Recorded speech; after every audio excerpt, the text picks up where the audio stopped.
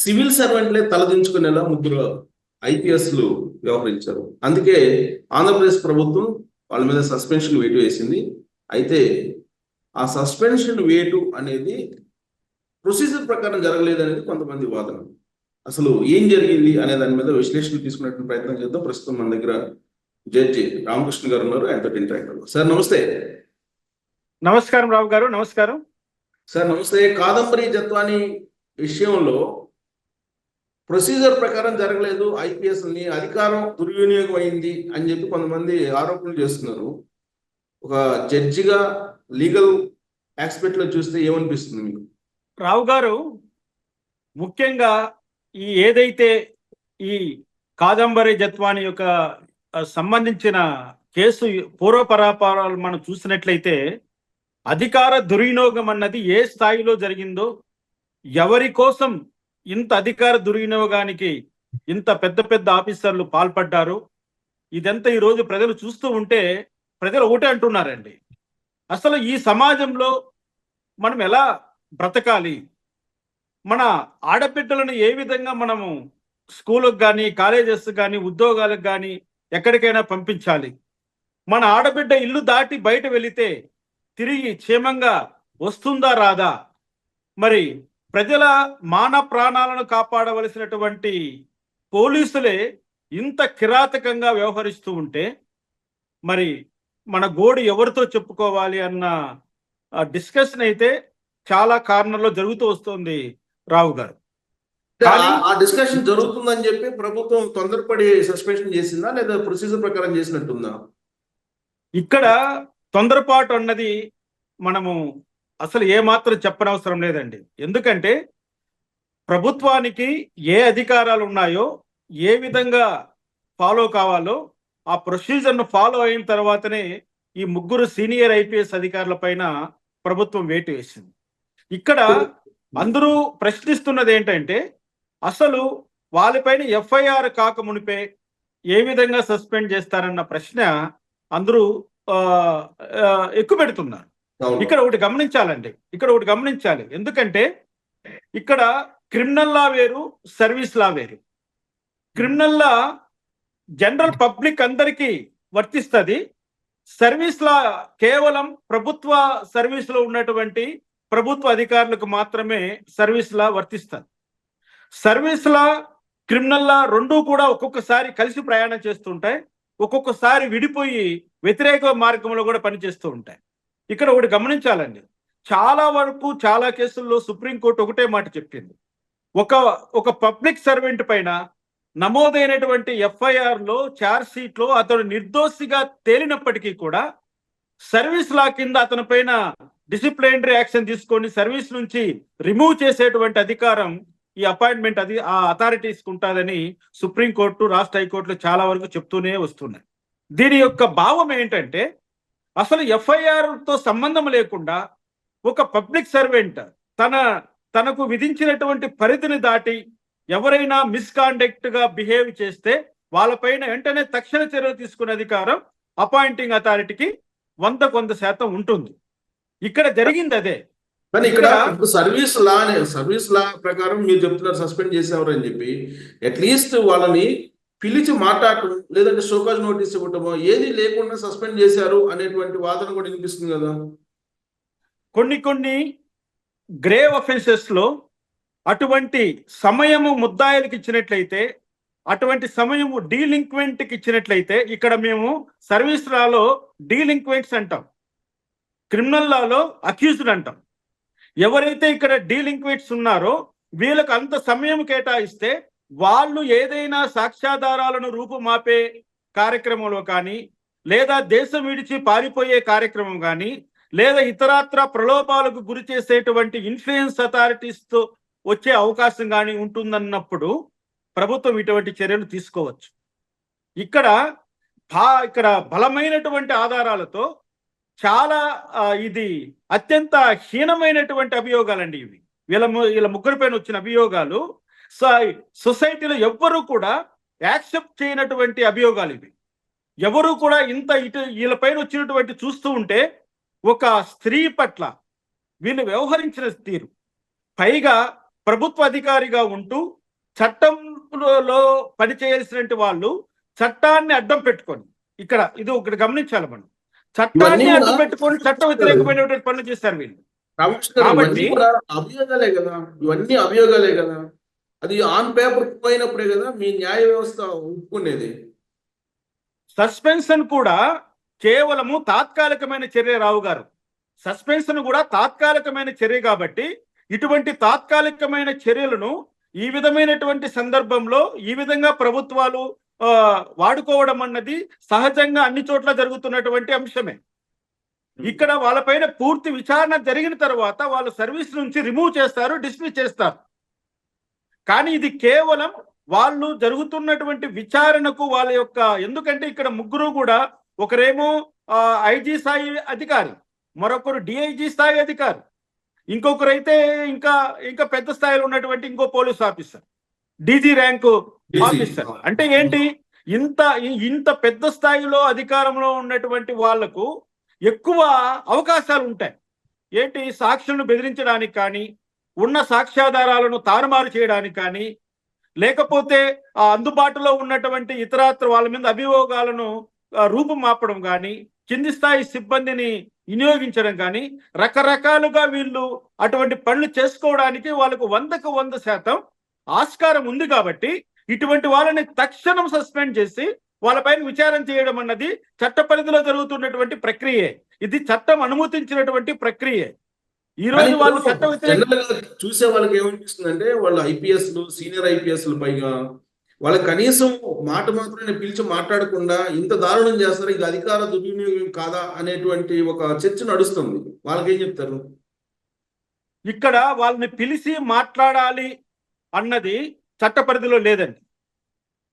ఒకవేళ ప్రభుత్వం కానీ చర్యలు సానుకూలంగా కాకుండా నిదానంగా తీసుకుందామన్న ఆలోచనలో ఉన్నప్పుడు మాత్రము సోకాల్ నోటీసులు ఇష్యూ చేయడం అన్నది పరిపాటి.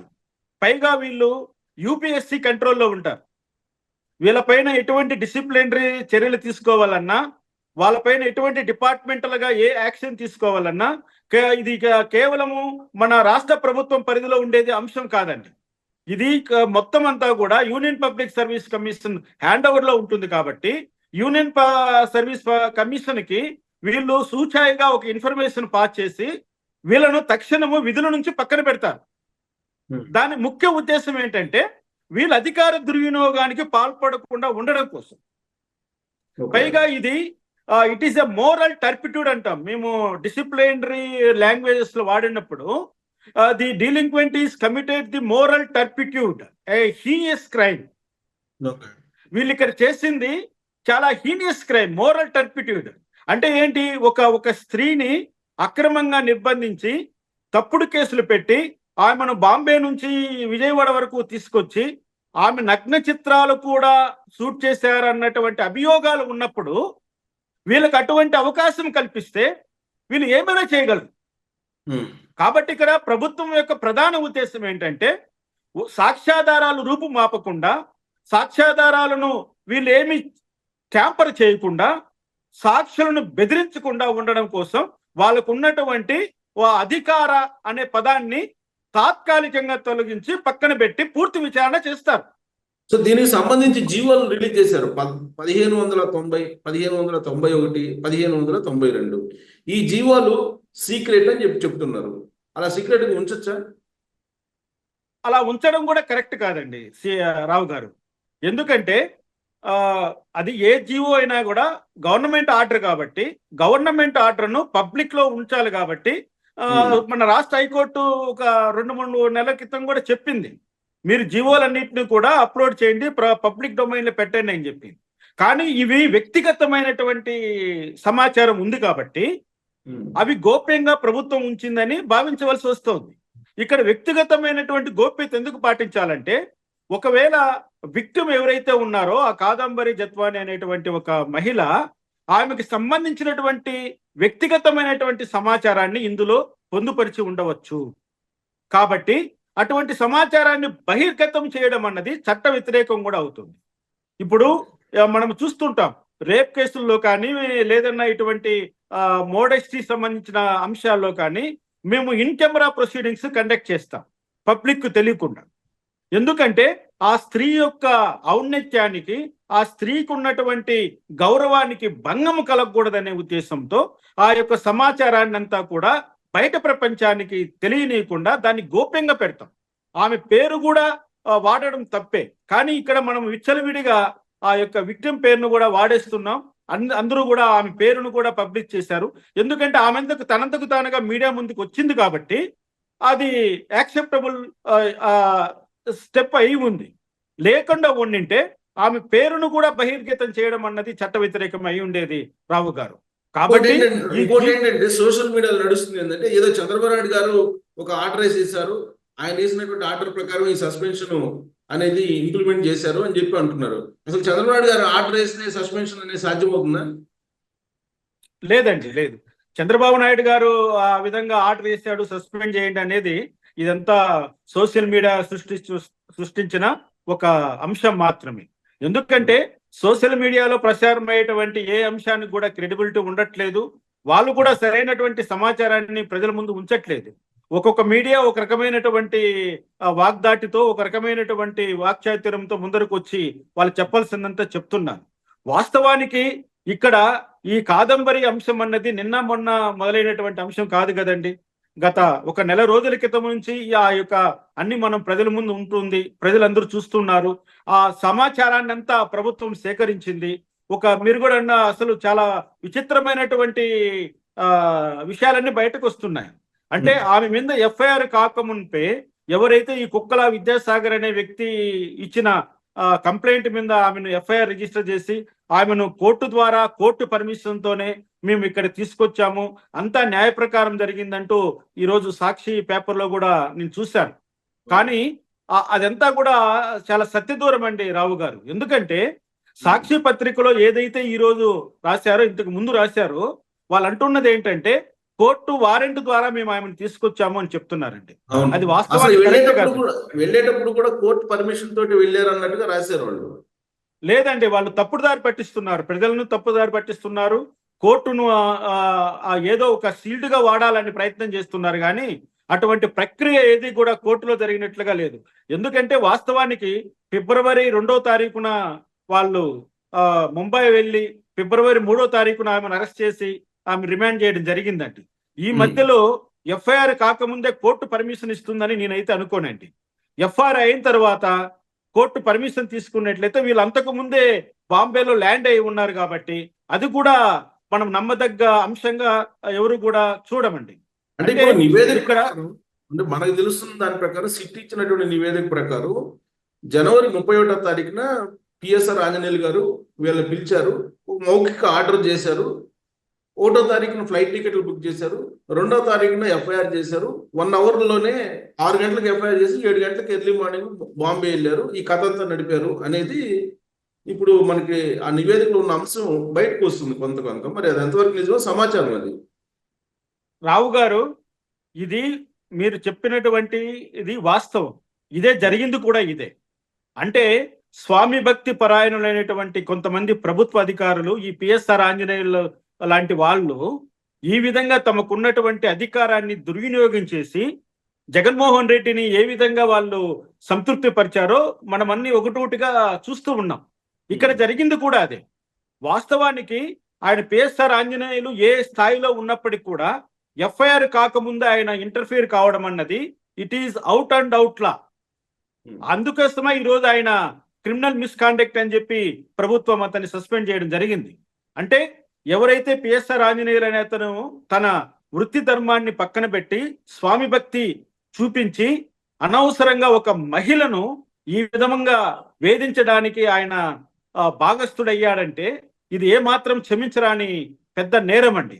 ఖచ్చితంగా ఇవన్నీ కూడా రేపు పొద్దున విచారణలో తేలినాయంటే వీళ్ళు కేవలం సస్పెన్షనే కాదండి, వీళ్ళు సర్వీస్ నుంచి రిమూవ్ అయిపోయి వీళ్ళు జైలు పాలయ్యేటువంటి అవకాశాలు కూడా చాలా ఎక్కువ ఉన్నాయి రావు గారు ఇందులో.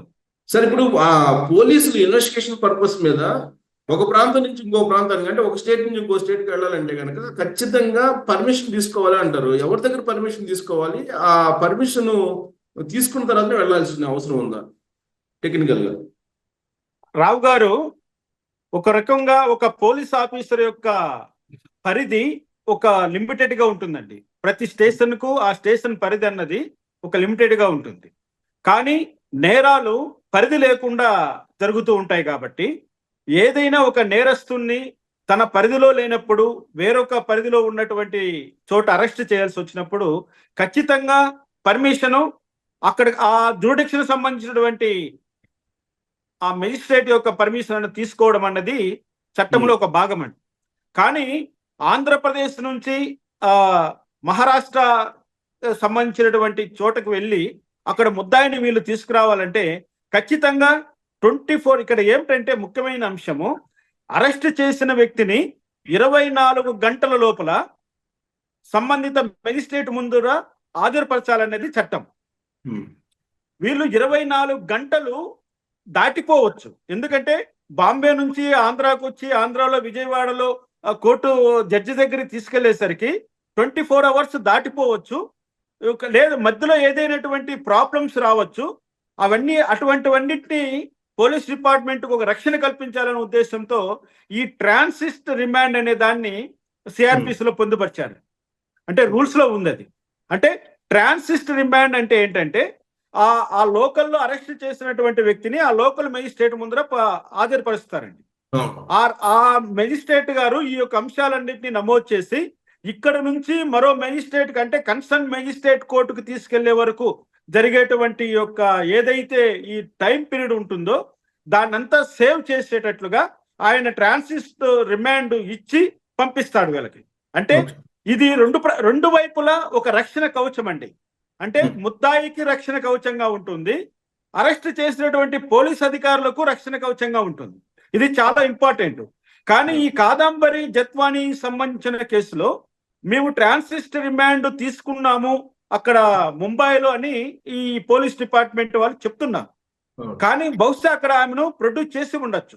ఎందుకంటే వీళ్ళు ఆల్రెడీ ప్రీ ప్లాన్డ్ గా మొత్తం అంతా ఒక ఇదిగా ఏర్పడి వెళ్ళారు కాబట్టి అక్కడ ప్రొడ్యూస్ చేయడం అనేది జరిగి ఉండవచ్చు. ఆ రికార్డ్ అంతా ఇంకా ఇక్కడికి ట్రాన్స్ఫర్ కాలేదు మన విజయవాడ కన్సర్న్ కోర్టుకి. ఈ రికార్డ్ అంతా వచ్చిన తర్వాత ఛార్జ్ షీట్ అంతా చూసిన తర్వాత ఇప్పుడు ఏదైతే సిట్ అయితే ఉందో వీళ్ళు ప్రాథమికంగా విచారణ చేసిన దాంట్లో బయటపడిన అంశం ఏంటంటే వీళ్ళ పరిధిని దాటి వ్యవహరించారు. అంటే ఎఫ్ఐఆర్ నమోదు కాక మునిపే వీళ్ళు జ్యుడిషియల్ ప్రాసెస్ స్టార్ట్ చేశారు. ఇది చాలా ఆక్షేపణీయము, చాలా క్రిమినల్ యాక్ట్ అంటాం మేము.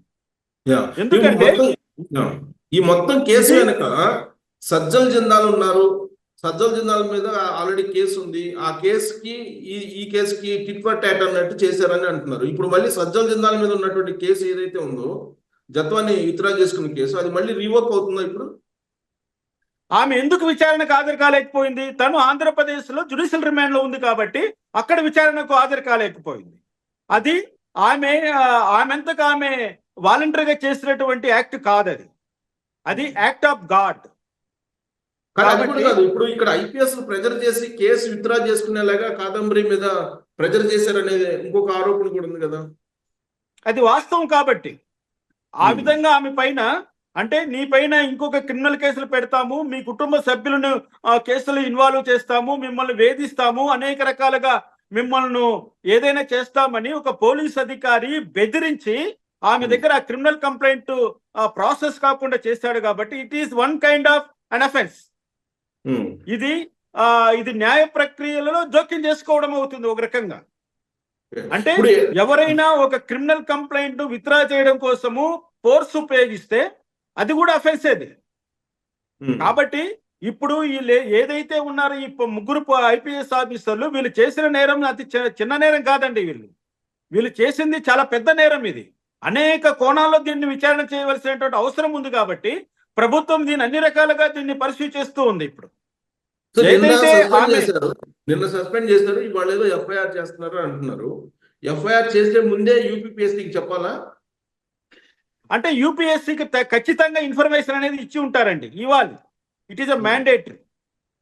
ఎందుకంటే వీళ్ళు పబ్లిక్ సర్వెంట్స్ కాబట్టి పబ్లిక్ సర్వెంట్ పైన ఎఫ్ఐఆర్ నమోదు చేయాలన్నా కూడా ఖచ్చితంగా అపాయింట్మెంట్ అథారిటీ నుంచి పర్మిషన్ తీసుకోవాలనేది సుప్రీంకోర్టు రూలింగ్. ఇప్పుడు కొత్తగా వచ్చినటువంటి బిఎన్ఎస్ అంటే మన కొత్తగా అమెండ్ చేసినటువంటి సిఆర్పిసిలో కూడా ఆ విధంగానే చెప్పబడుతోంది. కానీ యాక్చువల్ కాబట్టి గా వీళ్ళ మనకి స్టేట్ కి వాళ్ళని పంపించేశారు కదా, అప్పుడు ఆంధ్ర క్యాడర్ వాళ్ళు. ఇప్పుడు డీజీపీకి సిఎస్ కి అధికారం లేదా డైరెక్ట్ గా వాళ్ళ మీద చర్యలు తీసుకోవడానికి? లేదండి, డీజీపీకి కానీ సిఎస్ కానీ డైరెక్ట్ గా వాళ్ళ మీద చర్యలు తీసుకునే అధికారం ఉండదు ఎప్పటికీ. వాళ్ళ మీద ఎటువంటి చర్య తీసుకోవాలన్నా అది అధికారం కేవలం యూనియన్ పబ్లిక్ సర్వీస్ కమిషన్ చేతిలోనే ఉంటుంది. వీళ్ళు చేసినటువంటి అక్రమాలను వాళ్ళకు నివేదించి మేము ఈ విధంగా చేస్తున్నాము, మీరు రాటిఫై చేయండి అని అడుగుతారు. అప్పుడు యూపీఎస్ వాళ్ళు దాన్ని రాటిఫై చేయొచ్చు, లేదా ఆ రాటిఫికేషన్ ఇవ్వకుండా స్టేట్ గవర్నమెంట్ ఆర్డర్ను క్యాన్సిల్ చేసే అధికారం కూడా యూపీఎస్సీకి ఉంటుంది. సో ఇప్పుడు వాళ్ళ ముందున్నది ఏంటంటే క్యాట్కి వెళ్తున్నారు అంటున్నారు. అంటే సర్వీస్ లా ప్రకారం ఈ సస్పెన్షన్ దాని మీద సవాల్ చేసి వెళ్ళే అవకాశం ఉందా, లేదంటే ఎఫ్ఐఆర్ అయిన తర్వాత వెళ్ళే అవకాశం ఉందా క్యాట్కి? నేను అదే ముందుగానే చెప్పాను కదండి, ఎఫ్ఐఆర్ అన్నది వేరు, సర్వీస్ లా అన్నది వేరు. ఎఫ్ఐఆర్ అన్నది క్రిమినల్ లా, వీళ్ళు చేసిన మిస్కాండక్ట్ సర్వీస్ లా. అంటే వీళ్ళు అధికారంలో ఉంటూ డ్యూటీలో ఉంటూ చేసినటువంటి ఇటువంటి తప్పుడు వ్యవహారాన్నిటిని కూడా సర్వీస్ లా చూసుకుంటుంది. వీళ్ళు చేసేటువంటి క్రిమినల్ యాక్ట్స్ ఏవైతే ఉన్నాయో, ఒక వ్యక్తిని బెదిరించడం అన్నది క్రిమినల్ లా అవుతుంది. అధికారాన్ని అడ్డం పెట్టుకొని బెదిరించడం అన్నది సర్వీస్ లా కింద వస్తుంది, క్రిమినల్ లా కింద వస్తుంది. అంటే వీళ్ళు బోత్ సైడ్స్ ఇప్పుడు ఈ యొక్క వ్యవహారాన్ని పర్సూ చేయాల్సి ఉంటుంది. ఇప్పుడు వాళ్ళు క్యాట్కు వెళ్తున్నామంటున్నారు. సెంట్రల్ అడ్మినిస్ట్రేటివ్ ట్రిబ్యునల్ అన్నది కేవలం ఇటువంటి చర్యల కోసం ఏర్పడేటువంటి ఒక స్వాతంత్రమైనటువంటి వ్యవస్థ అది. ఇప్పుడు వాళ్ళు క్యాట్కు వెళ్ళినా కూడా వాళ్ళు అక్కడ చెప్పబోయేది ఏముందండి, వాళ్ళు ఏమంటారు, మేమంతా న్యాయ ప్రకారమే చేశాము అని చెప్పబోతున్నారు. వాళ్ళు న్యాయ ప్రకారం చేయలేదన్నది ఇప్పుడు స్పష్టంగా కనబడుతోంది. ఎఫ్ఐఆర్ రిజిస్టర్ కాకమునిపే మీరు ఫ్లైట్ టికెట్లు ఎందుకు బుక్ చేసుకున్నారు, ఆ ఫ్లైట్ టికెట్ బుక్ చేసుకోవడానికి ప్రభుత్వ ఖజానా నుంచి ఎందుకు డబ్బులు డ్రా చేశారనేది ఇక్కడ ప్రధానమైనటువంటి ఒక అంశం. ఇప్పుడు ఏదైతే సిఎస్ఆర్ అయిన పిఎస్ఆర్ ఆంజనేయులకు సంబంధించినటువంటి ఆ డిపార్ట్మెంట్ హెడ్ నుంచి ఈ ఫ్లైట్ టికెట్లు బుక్ అయ్యన్నది ఈ రోజు బయటకు వస్తున్నటువంటి వ్యవహారం. అంటే ప్రజల డబ్బు అది. గవర్నమెంట్ ఎక్స్చెక్కర్ నుంచి వాళ్ళు ఆ విమానం ఖర్చులు భరించారు కాబట్టి, పెట్టుకున్నారు కాబట్టి, అది కూడా ఒక రకమైనటువంటి మిస్అప్రాపరేషన్ కింద వస్తుందండి ఇది. ఎందుకంటే ఇది మరో అఫెన్స్ అవుతుంది వాళ్ళకు. మిస్అప్రాపరేట్ చేశారు ప్రభుత్వ ధనాన్ని, ప్రజాధనాన్ని వాళ్ళ సొంత అవసరాల కోసం వాడుకున్నట్లుగా లెక్క ఇది. ఎందుకంటే ఏదైనా ఇన్వెస్టిగేషన్ అనేది ఎప్పుడు మొదలవుతుందండి, ఎఫ్ఐఆర్ నమోదైన మరుక్షణం నుంచి ఈ ఇన్వెస్టిగేషన్ మొదలు కావాలి. అసలు ఇలా ఎఫ్ఐఆర్ కాకుండానే ఇన్వెస్టిగేషన్ మొదలు పెట్టామంటే అది మరో పెద్ద నేరం అవుతుంది. అవును, ఎఫ్ఐఆర్ చేసిన ముందు రోజు ఫ్లైట్ టికెట్ బుక్ చేశారు. అది ఆల్రెడీ మనకు కనపడుతుంది కదండి. ఒకటి ఉంది కదా, మనం చెప్పుకుంటూ ఉంటాం, మెన్ కెన్ లై బట్ నాట్ ది డాక్యుమెంట్ అంటాం. వీళ్ళు ఎంత అబద్ధాలు చెప్పినా కూడా నీకు దస్త్రాలు అబద్ధం చెప్పవు కదండి. వాళ్ళు బుక్ చేసినటువంటి ఫ్లైట్ టికెట్ అబద్ధం చెప్పదు, వాళ్ళు ఎప్పుడు బుక్ చేశారో ఆ టైమింగ్స్ కంప్యూటర్లో నమోదైనటువంటి అవి అబద్ధం చెప్పవు. అవన్నింటిని బేరీ చేసినప్పుడు మీరు 31వ తారీఖున జనవరి 31వ తారీఖున మీరు ఫ్లైట్ టికెట్లు బుక్ చేస్తే ఎఫ్ఐఆర్ ఫిబ్రవరి 2వ తారీఖున రాత్రి 6:12 బుక్ అయిందండి. అంటే ఇక మోర్ దాన్ 32 అవర్స్ టైమింగ్ ఉంది అక్కడ. అంటే ఏంటి, ఖచ్చితంగా వీళ్ళు తమ పరిధిని దాటి వ్యవహరించారు కాబట్టి ఇది వాళ్ళు డ్యూటీలో కూడా భాగంగా పరిగణించవలసినటువంటి అవసరం లేదని సుప్రీంకోర్టే చెప్పింది. ఎవరైనా ఇన్ని రకాలుగా వాళ్ళు మిస్యూజ్ చేసి ఇప్పుడు ఏమంటారంటే వాళ్ళకు సపోర్ట్ చేసేటువంటి వాళ్ళు ఏమంటారంటే, ఆ రోజున ఏపీ వెంకటేశ్వరరావు గారిని సస్పెండ్ చేశారు కాబట్టి ఇప్పుడు ఇది చేస్తున్నారు అని చెప్పి పొలిటికల్ యాంగిల్లో తీసుకెళ్తున్నారు. దానికి దీనికి కంపేర్ ఏంటి, ఆ కేసుకి ఈ కేసుకి? రావు గారు, పాలిటిక్స్ వేరు, అడ్మినిస్ట్రేషన్ వేరు. ఇక్కడ ఆ రోజు ఏబీపీ వెంకటేశ్వరరావు గారు తెలుగుదేశం పార్టీ కండువా వేసుకున్న ఆఫీసర్ కాదు. ఈ రోజు ఈ విషయాలు గుండి కానీ, పిఎస్ఆర్ ఆంజనేయులు కానీ, లేకపోతే ఈయన కాంతిరాణ టాటా కానీ, వీళ్ళెవరు కూడా వైఎస్ఆర్సీపీ కండువా వేసుకున్నారని చెప్పట్లేదు. మేము ఎవరు చెప్పట్లేదు ఆ విధమైన. వాళ్ళు అధికారులుగా ఉంటూ అధికార దుర్వినియోగానికి పాల్పడ్డారు. అధికారాన్ని అడ్డం పెట్టుకొని ఒక మహిళ పట్ల, ఒక స్త్రీ పట్ల వ్యవహరించినటువంటి తీరు జుగుప్సాకరంగా ఉంది, సభ్య సమాజానికి ప్రమాదకరంగా ఉంది, చట్ట వ్యతిరేకంగా ఉందని ఈ రోజు ప్రభుత్వం చర్యలు తీసుకుందనే కానీ మీరు పలానా పార్టీ వాళ్ళు పలానా విధంగా చేస్తున్నాము, కక్షపూరితంగా అవన్నీ కూడా వాళ్ళు కేవలం వాళ్ళు చేసిన తప్పును కప్పిపుచ్చుకోవడం కోసము చేస్తున్నటువంటి వ్యవహారంగా ఉంది. కానీ ఇందులో ఏమాత్రం వాస్తవం అని ప్రజలు ఎవరు కూడా అనుకోవట్లేదు రావు గారు. ముఖ్యంగా ఏంటంటే ఇప్పుడు ఈ కేసులో బిగ్ బాస్ ఆ బిగ్ బాస్ వేరే ఉన్నారు అంటున్నారు. ఆ బిగ్ బాస్ బయటకు వస్తాడు ఇప్పుడు మరి. వీళ్ళు ఒకవేళ విశాల్ గున్ని గారు అప్రూవర్ గా మారుతున్నారన్న సంకేతాలు వస్తున్నాయి. అవును. ఒకవేళ విశాల్ గున్ని గారు తన విచారణలో, తన స్టేట్మెంట్ లో లేదా క్యాట్కి వెళ్ళిన తర్వాత ఎక్కడో ఒక చోట మేము ప్రభుత్వం ఒత్తిడి వల్లనే మేము ఈ విధంగా చేయాల్సి వచ్చిందని ఒక మాట అన్నారంటే, ఆనాడు ఉన్నటువంటి హోమ్ మినిస్టర్ కానీ, ఆనాడు ఉన్నటువంటి చీఫ్ మినిస్టర్ కానీ, ఆనాడు ఉన్నటువంటి హోంశాఖ సంబంధించినటువంటి సలహాదారులు ఎవరైతే ఉన్నారో వీళ్ళందరూ కూడా అందులో భాగమవుతారు. ఎందుకంటే ప్రభుత్వం ఒత్తిడి చేస్తేనే ప్రభుత్వ అధికారులు ఈ విధంగా వ్యవహరించడానికి అవకాశాలు ఉన్నాయన్నది జగమెరిగిన సత్యం. దాన్ని ఎవరు కాదనలేం మనం.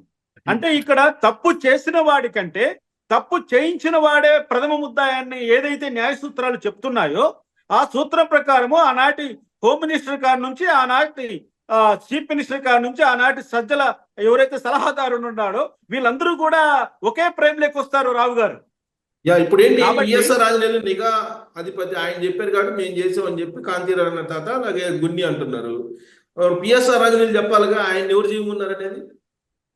ఇప్పుడు ఒక్క అంశం బయటకు వచ్చిందంటే దాన్ని పట్టుకొని ఫర్దర్ ఇన్వెస్టిగేషన్ జరుగుతుంది. ఎక్కడో ఒక ఎముక దొరికితే, ఒక ఎంట్రుక దొరికితే దాన్ని పట్టుకొని చనిపోయిన వాడు ఎవడు, చనిపోయిన వాడి యొక్క వయసు ఎంత, చనిపోయింది మహిళనా లేకపోతే పురుషుడా, లేకపోతే చంపబడ్డ ఆయుధం ఏంటి, అది పాయిజన్తో చచ్చాడా లేకపోతే ఇంకో రకంగా చచ్చాడని చెప్పగలుగుతున్నటువంటి సైంటిఫిక్ మెథడ్స్ ఉన్న ఈ రోజుల్లో ఒకవేళ గున్ని గారు మా పిఎస్ఆర్ ఆంజనేయులు చెప్పాడంటే దాన్ని యాక్సెప్ట్ చేయరండి. ఎందుకంటే ఆయన కేవలం ఇంటెలిజెన్స్ చీఫ్ మాత్రమే. ఇతనికి ఎవరైతే ఈయన చెప్తున్నాడే కమిషనర్ ఆఫ్ పోలీసుకు పై అధికారి కాదు. ఆయన ర్యాంకు ప్రకారము పెద్దవాడు కావచ్చు కానీ ఇక్కడ హైరార్కీలో ఆయన నీకంటే పెద్దవాడు కాదు కదా. కాబట్టి తప్పకుండా ఇక్కడ ఒకవేళ పిఎస్ఆర్ ఆంజనేయులు నాకు చెప్పాడన్నా కూడా అప్పుడు గున్ని గారు తప్పు చేసిట్లే లెక్క, ఆయనంతకు ఆయన తప్పును అడ్మిట్ అయినట్లు లెక్క. కాబట్టి ఇక్కడ మనకు బయట ప్రపంచంలో మనం మాట్లాడుకునే మాటలకు చట్ట పరిధిలో ఉన్నటువంటి అంశాలకు చాలా తేడా ఉంటుంది రావు గారు. ఈ మొత్తం కేసులో సార్ ఆ రోజున డీజీపీ పాత్ర ఉండదంటారా, రాజేంద్రనాథ్ రెడ్డి గారి పాత్ర అది కూడా ఓట్లుగానే చెప్పుకుంటారా, అంటే ఆన్ రికార్డు ఉంటుందా? ఖచ్చితంగా డీజీపీ పాత్ర అనేది బయటకు వచ్చి తీరుతారు. ఎందుకంటే being a boss of all the entire department, ఆయన కనుసన్నల్లోనే ఆయనకు తెలియకుండా ఇవన్నీ జరిగాయని ఎవరు కూడా అనరు. ఎందుకంటే ఒక ఐపీఎస్ ర్యాంక్ అధికారి స్టేట్ దాటి ఆ జ్యూరిడిక్షన్ వదిలి మరో స్టేట్ కి వెళ్తున్నాడు అంటే ఆ సంబంధించిన సమాచారం మొత్తం అంతా కూడా పోలీస్ బాస్ టేబుల్ పైన ఉంటుంది. ఆయన ఏ పని మీద వెళ్తున్నాడు, ఎందుకు వెళ్తున్నాడు, ఎన్ని రోజులు ఉంటాడు, ఎన్ని రోజుల తర్వాత వస్తాడు అన్నదంతా కూడా ఆయనకు తెలిసిన తర్వాతనే ఆయన పర్మిషన్ తోనే వెళ్తారు వీళ్ళందరూ కూడా. అంటే ఇక్కడ ఏం జరిగింది, జగన్మోహన్ రెడ్డి ప్రభుత్వంలో ఎవరికి సంబంధాలు లేకుండా, ఎవరికి బాధ్యత లేకుండా విచ్చలవిడిగా ప్రవర్తించారు కాబట్టి ఈ విధమైనటువంటి జరగవలసిన ఆగత్యం ఇక్కడ ఏర్పడింది. ఇప్పుడు బయట వస్తుంది ఈ కేసులో. ఇంకొక కోణం ఏంటంటే దీని వెనుక చాలా పెద్ద డీల్ జరిగింది, ఓ పెద్ద అమౌంట్ ట్రాన్స్ఫర్ అయ్యింది అకౌంట్స్ కి.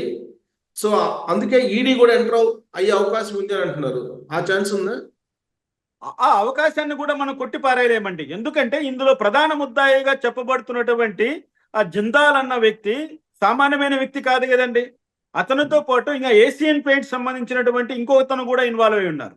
అంటే ఈ జత్వాని ఎవరైతే కాదంబరి జత్వాని అనేటువంటి ఒక ముంబై ఒక నటికి సంబంధించిన ఈ కేసుల్లో చాలా పెద్ద వాళ్ళు పారిశ్రామికవేత్తలు ఇన్వాల్వ్ అయి ఉన్నారు. కాబట్టి వాళ్ళు తమ పేరు బయటికి రాకుండా తమను కాపాడుకోవడం కోసం వాళ్ళు ఖచ్చితంగా మనీ ట్రాన్స్ఫర్ అన్నది చేసి ఉంటారన్నది ఒకవేళ అది వాస్తవం కూడా అయ్యే అవకాశాలకి ఎక్కువ అవకాశం ఉంది రావు గారు.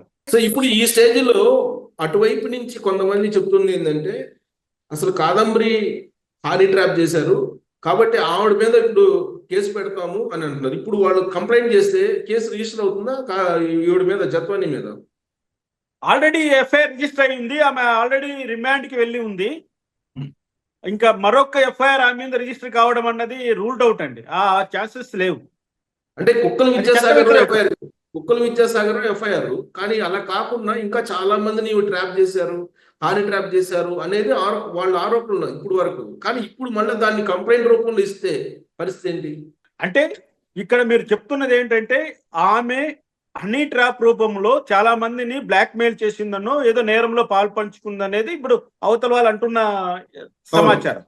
ఒకవేళ ఏదైతే కుక్కల విద్యాసాగర్ కాకుండా మరొక వ్యక్తి, ఇంకొక XYZ ఎవరైనా వచ్చి నన్ను కూడా ఆమె ఈ విధంగా మోసం చేసి ఉంది, నేను కూడా ఆమె చేతిలో నష్టపోయాను అని ఎవరైనా ఒకవేళ కంప్లైంట్ ఇస్తే దాన్ని ఎఫ్ఐఆర్ రూపంలో నమోదు చేసే అవకాశాలు ఉన్నాయి. అంటే ఇక్కడ వ్యక్తి మారుతాడు కాబట్టి అది నేరం జరిగిన సమయం మారుతుంది, నేరం జరిగిన ప్రదేశం మారుతుంది, నేరం చేయబడ్డ వ్యక్తి ఒకరైనప్పటికీ కూడా బాధితుడు మారుతాడు కాబట్టి అది మల్టిపుల్ ఎఫ్ఐఆర్ రూపంలో రావడానికి అవకాశాలు ఉన్నాయి. రావు గారు కావచ్చు. మరొక అంశం ఏంటంటే ఇప్పుడు పిఎస్ఆర్ ఆంజనేయులు గారు కానీ, లేదంటే గున్ని కానీ, లేదా కాంతినారాయణ టాటా కానీ, వీళ్ళ కెరీర్ మొత్తం మీద అక్కడక్కడ కొన్ని రకాల మిస్యూజులు చేస్తున్నారు. సో దానికి సంబంధించిన కంప్లైంట్లు కూడా వస్తున్నాయి అంటున్నారు. వాళ్ళ మీద కూడా కంప్లైంట్ తీసుకునే అవకాశం ఉందా? ఇప్పుడు తీసుకోవచ్చండి. ఎందుకంటే పబ్లిక్ సర్వెంట్ తన సర్వీస్ లో ఉన్నంత కాలము, తర్వాత రిటైర్ అయిపోయినా సరే, తను సర్వీస్ లో ఉన్నప్పుడు చేసిన ఏ అక్రమానికైనా ఎప్పుడైనా వితౌట్ దానికి లిమిటేషన్ అంటూ లేదండి. ఇది 2 సంవత్సరాలు ఇవ్వాలి, 2 నెలలు ఇవ్వాలి కంప్లైంట్ అన్నదానికి అక్కడ లిమిటేషన్ అనేది లేదండి. ఎప్పుడైనా సరే వాళ్ళ అక్రమాలు బయట తీసేటువంటి అధికారం అపాయింట్మెంట్ అథారిటీకి ఉంటుంది. ఒకటి గమనించాలండి, ఈ పిఎస్ఆర్ ఆంజనేయులపై ఉన్నటువంటి ఆరోపణలు ఇంకెవరి మీద ఉండవండి. అయినా ఆయన అంత ఇదిగా తన ఉద్యోగాన్ని చేసుకుంటూ వచ్చాడు.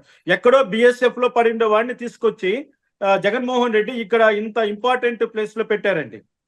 ఎందుకోసం పెట్టారండి? అతనుకు ఏదో ఒక క్విట్ ప్రోకో రూపంలో ఉపయోగపడతారనే కదా. ఈ క్విట్ ప్రోకో అన్నది జగన్మోహన్ రెడ్డికి అచ్చొచ్చినటువంటి ఒక వ్యవస్థ. మనం బాగా చూస్తున్నాం. IAS ఆఫీసర్లను, IPS ఆఫీసర్లను ఎంత దారుణంగా వాడుకొని వాళ్ళను ఏ విధంగా చట్ట వ్యతిరేకమైన పనులు ఇన్వాల్వ్ చేశాడో అందరూ చూసాం. ఇది ఒక చిన్న క్లాసికల్ ఎగ్జాంపుల్ అనుకుందాం. ఇప్పుడు పిఎస్ఆర్ ఆంజనేయుల పైన అక్కడే ఎన్నొచ్చాయండి ఆయన పైన. అసలు గుంటూరులోనే 3 వ్యక్తుల మరణానికి కారణమైనాడు ఆయన. అదే విధంగా విజయవాడలో ఒక డాక్టర్, ఆమె పేరు వద్దులేండి, ఆమె పట్ల అసభ్యంగా ప్రవర్తించాడని ఆయన బై రికార్డు దొరికిపోయాడండి. బై రికార్డు తన అఫీషియల్ సెల్ ఫోన్ ద్వారా ఆ అసభ్యకరమైనటువంటి మెసేజ్లు పంపించి ఇవన్నీ కూడా జరిగాయి. కానీ ఆయన అదే విధంగా ఆయన కంటిన్యూ అవుతున్నాడు. ఒక పెద్ద ఆఫీసర్ గా హోదా వెలగబెడుతున్నాడు. ఇటువంటి వాళ్ళని సమాజంలో. రామకృష్ణ గారు, ఇప్పుడు వీళ్ళకి సంబంధించిన మొబైల్స్ ఏవైతే ఉన్నాయో వాటిని హ్యాండ్ ఓవర్ చేసుకొని కనుక పరిశీలిస్తే దాంట్లో ఏదో చాలా చెప్పుకోరానటువంటి, చూడలేనటువంటి ఫోటోలు, వీడియోస్ ఉన్నాయి అని అంటారు. వాటిని హ్యాండ్ ఓవర్ చేసుకుంటారా ఇప్పుడు? ఖచ్చితంగా అండి. విచారణలో భాగంగా ప్రతి ఒక్క సెల్ ఫోన్, అంటే ఇక్కడ ఒకటి గమనించాలి, ప్రతి IPS ఆఫీసర్ కు గవర్నమెంట్ సెల్ ఫోన్ అలాట్ అయి ఉంటుంది. It's a official cell phone కాబట్టి తను ఇప్పుడు సస్పెండ్ అయ్యాడు కాబట్టి ఇమ్మీడియట్ గా హ్యాండ్ ఓవర్ చేయాలి తన హైయర్ ఆఫీసర్ దగ్గర. ఆ సెల్ ఫోన్ హ్యాండ్ ఓవర్ చేస్తాడు. కానీ ఆయన పర్సనల్ నెంబర్స్ ఉంటాయి, ఆయన పర్సనల్ సెల్ ఫోన్లు ఉంటాయి. తన భార్య పిల్లల పేరు మీద, బంధువుల పేరు మీద, స్నేహితుల పేరు మీద ఏ సెల్ ఫోన్లు వాడారో కూడా అది కూడా ఇప్పుడు ప్రభుత్వం వారు ఆ సెల్ ఫోన్లు అన్నింటినీ కూడా హ్యాండ్ ఓవర్ చేసుకునేటువంటి అధికారము ఈ ఇన్వెస్టిగేటింగ్ ఆఫీసర్ కి ఉంటుంది. కాబట్టి వాళ్ళ ల్యాప్టాప్లు కానీ, వాళ్ళకి సంబంధించినటువంటి సెల్ ఫోన్స్ కానీ, ఏదైతే ఎలక్ట్రానిక్ గాడ్జెట్స్ ఉన్నాయో అన్నిటినీ కూడా సీజ్ చేయొచ్చు. వాళ్ళ ఇంటికి వెళ్ళి ఇంటిలో కూడా మొత్తం అంతా సెర్చ్ చేయొచ్చు. వాళ్ళ లాకర్లు పగలగొట్టచ్చు, వాళ్ళకు బీరువాలు పగలగొట్టచ్చు. వాళ్ళ ఇంట్లో ఉన్నటువంటి ప్రతి ఒక్క అంగుళాన్ని వీళ్ళు తనిఖీ చేయొచ్చు. అక్కడ లభించే ప్రతి వస్తువుని సీజ్ చేయొచ్చు. చాలా విచక్షణమైనటువంటి విశాలమైనటువంటి అధికారాలు ఇన్వెస్టిగేటింగ్ ఆఫీసర్ చేతిలో ఉంటాయి కాబట్టి ఖచ్చితంగా ఇంకా ముందురా చాలా విషయాలు మనము చూడబోతున్నాం అనిపిస్తుంది రావు గారు. ఖచ్చితంగా. ఓకే అండి, థ్యాంక్ యూ వెరీ మచ్. రాబోయే రోజులు ఏం జరుగుతుంది అనేది చూద్దామండి. Thank you very much. Thank you.